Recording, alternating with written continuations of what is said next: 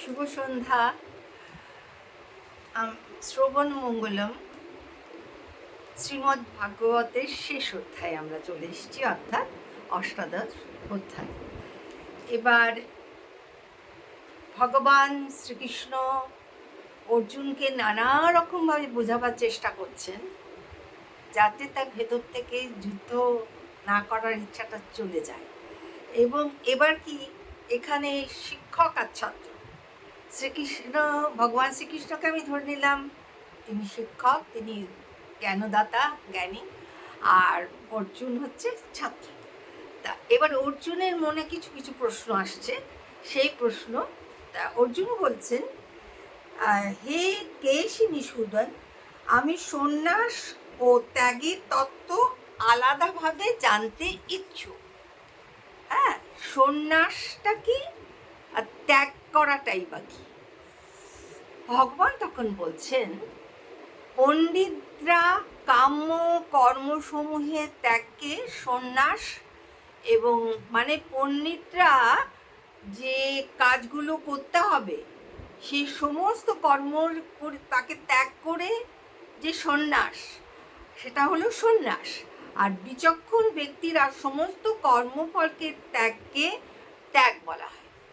সন্ন্যাসী আর বিচক্ষণের মানে ব্যক্তির মধ্যে পার্থক্য হচ্ছে, পণ্ডিতরা কাম্য যে সমস্ত কাজ সেগুলো ত্যাগকে বলা হয় সন্ন্যাস, আর বিচক্ষণ ব্যক্তি তারা সমস্ত কর্মফল ত্যাগকে ত্যাগ বলে। মনীষীগণ বলেন যে কর্ম দোষযুক্ত, সেহেতু সেটা পরিত্যাজ্য। অপর শ্রেণীর পণ্ডিত যজ্ঞ, দান, তপস্যা কর্মকে অত্যাজ্য বলে সিদ্ধান্ত নিয়েছে। এক একজনের এক এক রকম মত। এবার বলছেন, হে ভারত সত্যম, ত্যাগ সম্বন্ধে আমার সিদ্ধান্তটা তুমি শ্রবণ করো। ত্যাগ 3 প্রকার: যজ্ঞ, দান, তপস্যা ত্যায্য নয়, অবশ্যই করতে হবে। যজ্ঞ, দান ও তপস্যা মনীষীগণের চিত্তকে শুদ্ধ করে।